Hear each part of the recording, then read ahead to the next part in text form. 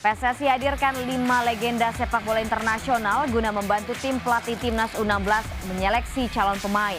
Kehadiran Juan Sebastian Veron dan rekan dalam mini turnamen Forfeo Garuda ini diharapkan mampu berdampak positif bagi para talenta muda tanah air dalam merintis awal karir di usia muda.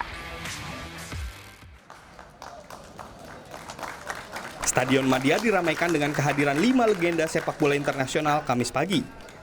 Georgios Kargonis, Erik Abidal, Marco Materazzi, Roberto Carlos, dan Juan Sebastian Veron sengaja dihadirkan PSSI di tengah sesi seleksi Timnas Indonesia U16 bertajuk mini turnamen Forfeo Garuda.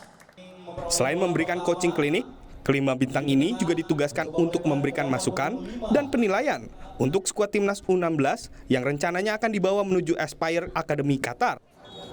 Meski cukup singkat, para bintang terlihat berkontribusi. Mereka tampak berdiskusi dan memberikan beberapa catatan yang nantinya akan diteruskan oleh pelatih Timnas U16 Bima Sakti. Ya banyak ya, mereka Roberto Carlos juga menyampaikan, kemudian hampir semua yang menyampaikan bahwasanya Indonesia ini memang nggak kekurangan bakat, talent, cuma sekarang memang ya dibutuhkan adalah kompetisi ya. Kompetisi, kita berharap kepengurusan baru ini juga membuat kompetisi usia muda yang berkesinambungan, yang waktunya juga panjang. Artinya mereka juga bisa ditempa di kompetisi. All the people, you're very kind, educate.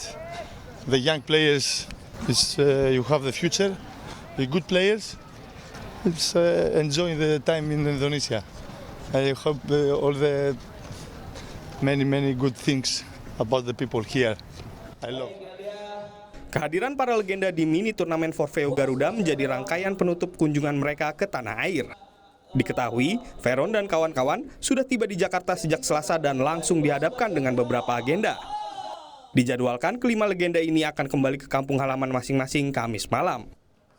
Rangga Indrayana, Yogi Syarevi, Kompas TV, Jakarta.